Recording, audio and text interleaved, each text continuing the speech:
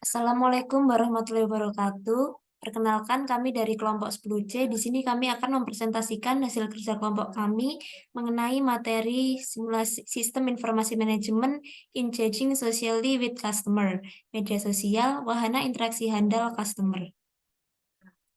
Sebelumnya, izinkan kami memperkenalkan diri terlebih dahulu. Nama saya Salwa Nur Rahma dengan NIM 215222322. Kemudian ada teman saya. Saya Aisyah. Saya Udiamara Vinka Nabila Antiolin dengan NIM 215222318. Langsung saja masuk ke materi yang pertama, yaitu yang pertama case study, yang kedua ada how has e-commerce affected business-to-business transaction, yang ketiga what is the role and most important application of m-commerce in business, yang keempat ada what issues must be addressed when building an e-commerce presence, dan yang kelima how will MES help my career. Yang pertama adalah study case.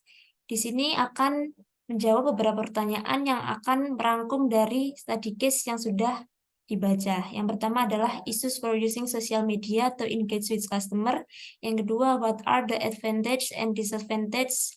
Give an example of a business decision using social media. Dan yang terakhir, should all companies use social media? What kind are best suited to use that technology?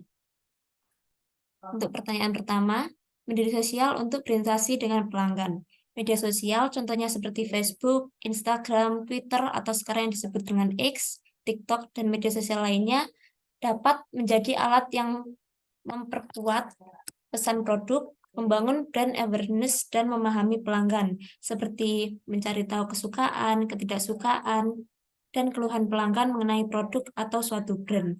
Dengan begitu, dapat diambil tindakan atas permintaan dan rekomendasi pelanggan. Akan tetapi, menggunakan media sosial juga terdapat isu-isu atau masalah yang pasti dihadapi oleh perusahaan atau brand, seperti mengikuti tren, di mana tren adalah hal yang sangat berkembang dengan sangat pesat.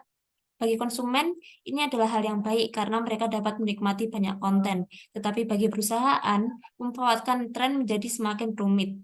Untuk membuat konten yang sesuai dengan target audiens, perusahaan harus menyaring konten yang tiada habisnya untuk mencari tahu apa yang relevan. Kemudian isu kedua adalah menemukan social talent, di mana tuntutan terhadap pemasaran di sosial media telah meroket.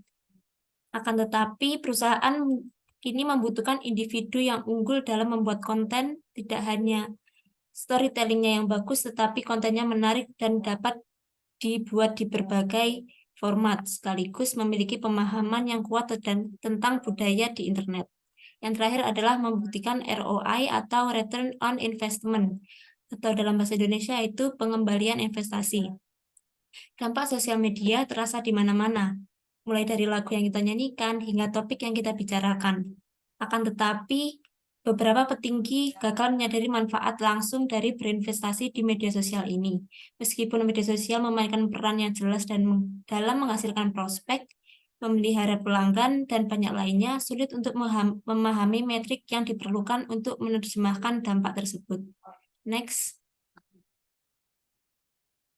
Ini adalah kelebihan dan kekurangan dalam menggunakan sosial media sebagai alat untuk pemasaran dan berinteraksi dengan pelanggan. Yang pertama, kelebihannya adalah jangkauan luas, menghemat biaya, proses pelaksanaan cepat, meningkatkan loyalitas brand, mendorong brand engagement, dan dapat menjadi alat untuk analisis pasar. Kemudian, untuk kekurangannya, reaksi negatif, susah dikontrol, persaingan ketat, mudah ditiru, citra bisnis dipertaruhkan, dan hasilnya butuh waktu yang panjang.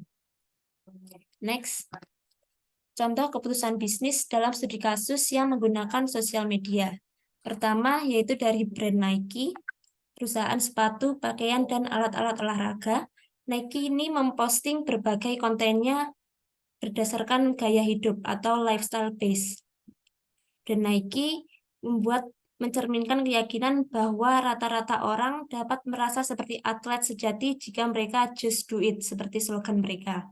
Banyak postingan Instagram Nike yang menginspirasi pengikutnya untuk melakukan konten seperti berlari, melompat, atau aktivitas aktif lainnya yang membangkitkan motivasi emosional. Konten Nike menghasilkan hingga 500.000 likes per postingan. Yang kedua adalah NBC Sport atau perusahaan jaringan televisi yang berfokus dalam konten mengenai olahraga. NBC Sport ingin pemirsanya terlibat dalam debat sosial yang penuh semangat menggunakan platform sosial medianya.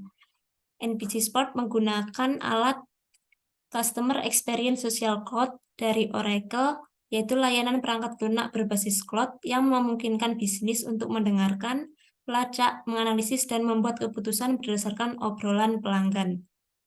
Jika suatu topik banyak dibicarakan, NPC akan memasukkannya ke dalam konten yang lebih banyak. Akan tetapi jika tidak menghasilkan banyak perhatian, konten tersebut akan dihindari. Next. Ada brand Lush UK, yaitu sebuah brand kosmetik yang terkenal karena produk alami dan ramah lingkungannya. Lush UK memutuskan untuk menutup media sosialnya pada tahun 2019. Menurut Lush, sosial media malah menghambat interaksi dengan pelanggan. Algoritma media yang terus berganti lama-kelamaan membuat lelah untuk dikejar. Lush mengatakan, social media is making it harder and harder for us to talk to each other directly. We want social to be more about passion and less about likes. Lush lebih berfokus terhadap interaksi melalui live chat via website, email, dan juga telepon. Next. Perusahaan yang perlu menggunakan teknologi media sosial untuk pemasaran. Tidak semua perusahaan perlu menggunakan media sosial untuk pemasarannya. Seperti usaha kecil yang tidak memiliki waktu untuk mengelola atau kurang pengalaman dan keahlian teknis, tidak perlu untuk menggunakan media sosial. Karena ketika media sosial tidak digunakan secara efektif, hal ini malah akan membawa dampak negatif bagi perusahaan sekaligus merusak brand perusahaan. Perusahaan yang cocok untuk menggunakan teknologi media sosial adalah perusahaan yang memerlukan interaksi langsung dengan konsumen, seperti industri fashion, industri hiburan, dan lain-lain. Namun, tentu saja promosinya harus dipikirkan dengan matang. Next. How has e-commerce affected business-to-business transaction? Pertama, yaitu melalui Electronic Data Interchange atau EDI. EDI memungkinkan pertukaran komputer ke komputer antara dua organisasi transaksi standar, seperti faktur, bill of lading, jadwal pengiriman, atau pesanan pembelian. Transaksi akan secara otomatis ditransmisikan dari satu sistem informasi ke sistem informasi lainnya melalui jaringan. Dapat dilihat di slide, ini merupakan contoh penggambaran dari EDI. Shipping data, payment data, dan production inventory requirement dapat ditransmisikan dari suatu sistem ke sistem lain. Selanjutnya, yaitu new ways of B2B buying and selling. Yang pertama ada private industrial network atau private exchange menghubungkan perusahaan dengan pemasoknya dan mitra bisnis strategis lainnya untuk mengembangkan rantai pasokan yang sangat efisien dan responsif. Yang kedua yaitu net marketplace, menyediakan pasar digital tunggal berdasarkan pembeli dan penjual. Mereka beroperasi sebagai perantara independen antara pembeli dan penjual. Selanjutnya akan disampaikan oleh teman saya, Aisyah.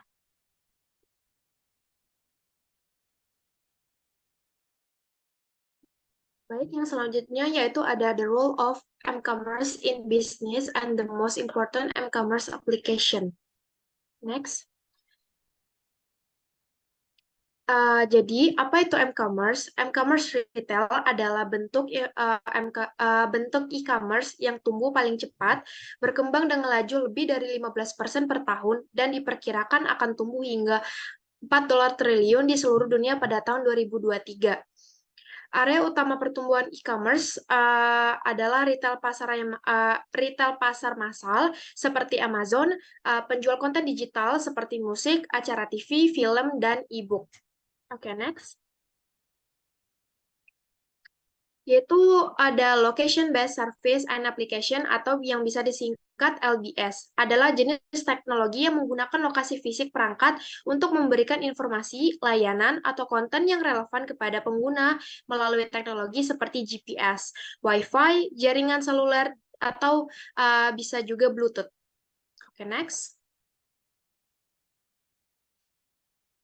How they use and benefit. Jadi untuk cara penggunanya itu bisa menggunakan GPS.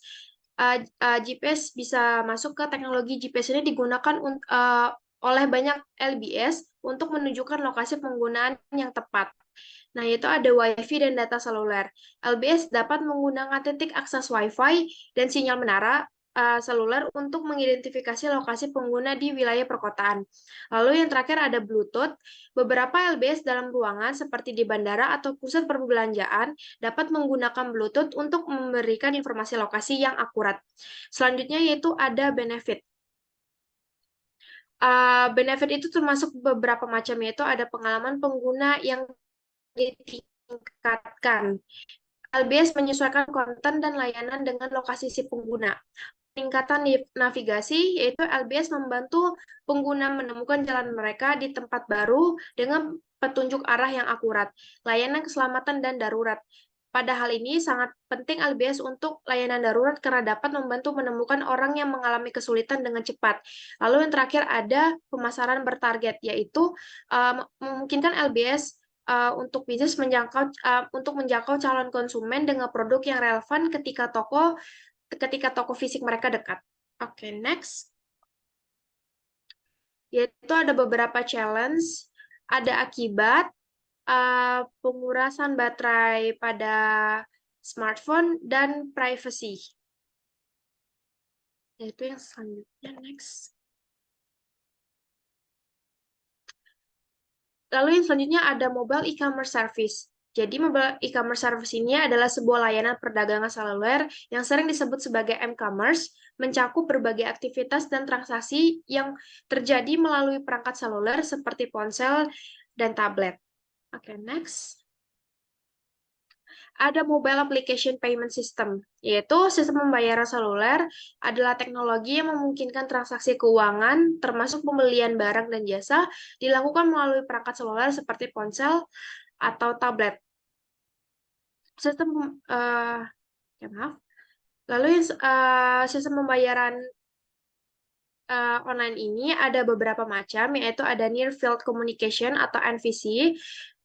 Mengetuk perangkat seluler di dekat pembaca berkemampuan NVC memungkinkan pembayarannya dilakukan. Lalu yang selanjutnya ada kode QR atau QRIS yang sering kita lakukan, yaitu untuk melakukan pembayaran, pelanggan tinggal memindai kode QR yang ditampilkan oleh pedagang di beberapa sistem pembayaran seluler. Lalu yang terakhir ada pembayaran orang ke orang. Aplikasi seperti Venmo, PayPal, dan aplikasi tunai memungkinkan pengguna mengirim uang ke teman atau anggota keluarga langsung dari perangkat seluler mereka. Baik, untuk selanjutnya akan dilanjutkan oleh teman saya, Audi.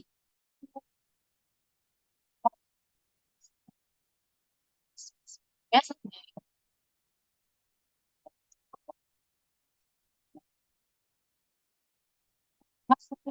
Selanjutnya ada what issues must be addressed when building an e-commerce.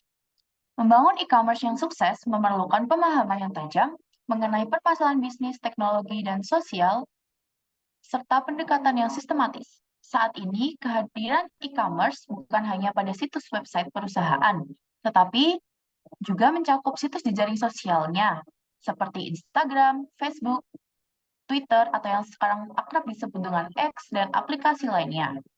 Mengembangkan dan mengordinasikan semua media customer saat ini bisa jadi sulit.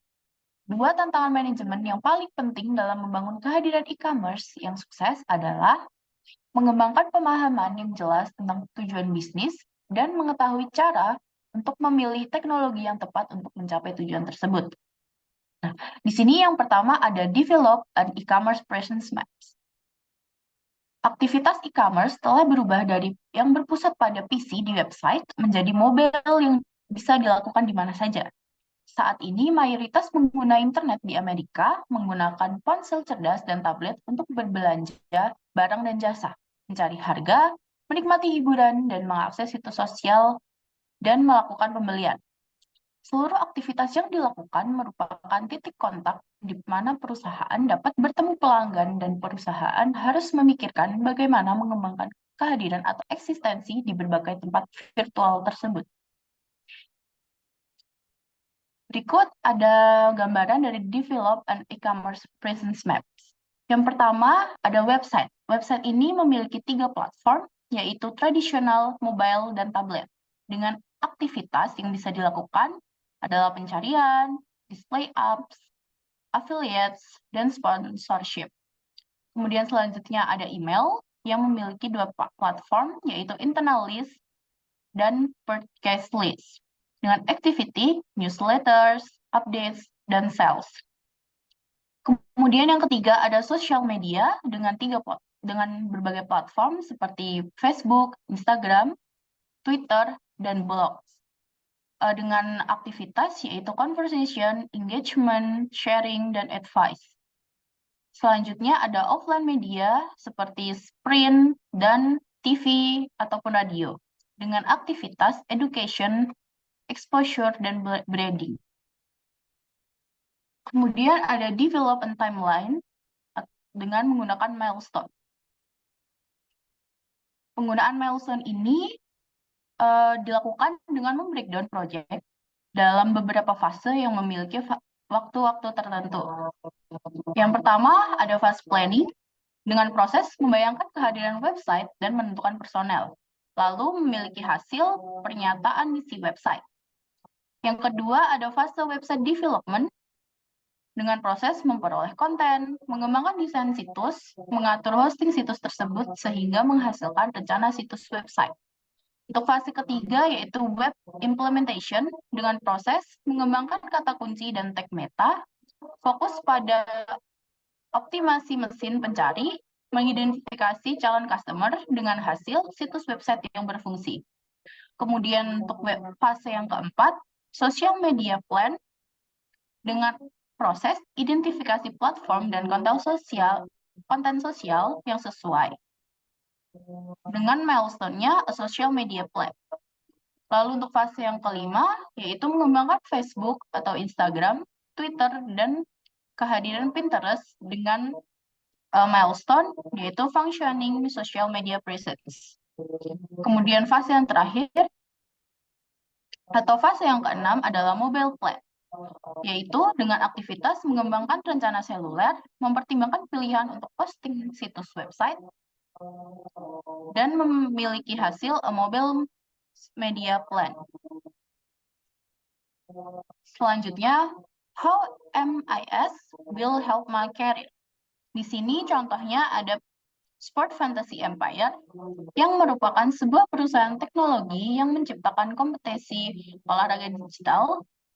Nah, perusahaan tersebut sedang mencari fresh graduate untuk mengisi posisi junior e-commerce data analyst. Sport Fantasy Empire menawarkan kesempatan untuk berkompetisi melalui website dan perangkat seluler dalam kontes olahraga fantasi untuk mendapatkan hadiah uang tunai. Perusahaan ini didirikan pada tahun 2014 dan berkantor pusat di Los Angeles dengan kantor cabang di San Francisco dan New York. Untuk deskripsi pekerjaannya sendiri, yang pertama ada menyiapkan ukuran kontes yang menentukan pengalaman pengguna dan efisiensi bisnis. Yang kedua, mengoptimalkan belanja akuisisi dan strategi pemasaran untuk mendorong pertumbuhan. Yang ketiga, mengidentifikasi cara untuk meningkatkan gameplay pelanggan melalui perubahan di tempat.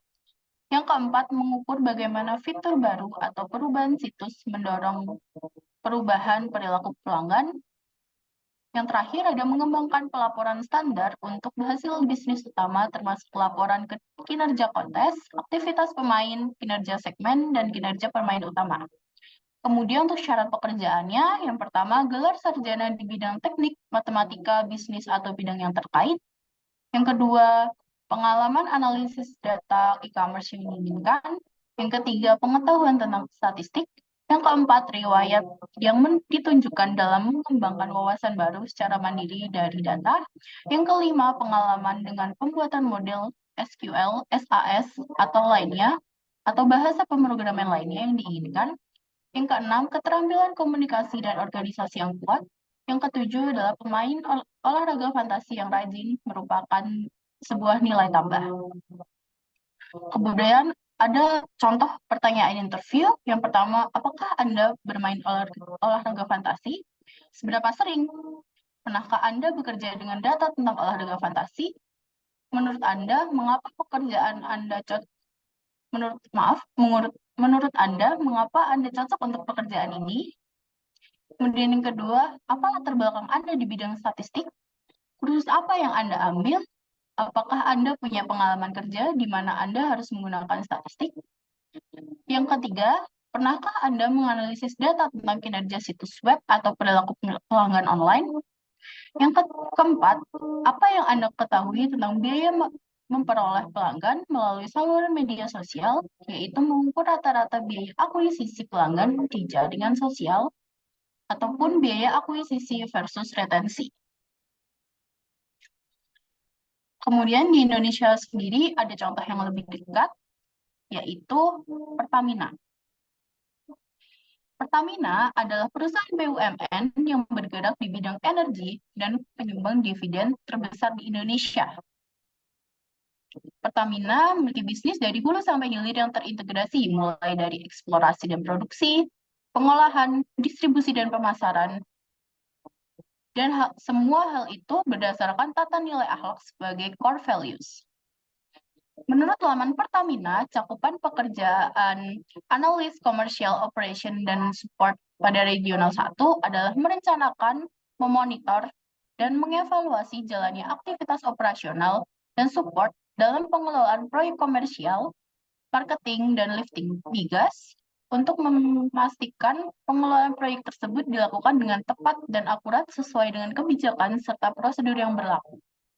Persyaratan untuk posisi Analyze Commercial Operation and Support Regional 1 ini antara lain berkewarganegaraan Indonesia, memiliki pengalaman kerja minimal 5 tahun, memiliki background pendidikan yang sesuai dengan IPK minimal 2,75, bersedia ditempatkan di seluruh wilayah operasi PT Pertamina Hulu Energi, dan pendidikan minimal S1 atau setara dengan jurusan teknik, ekonomi, geosains, ataupun MIPA.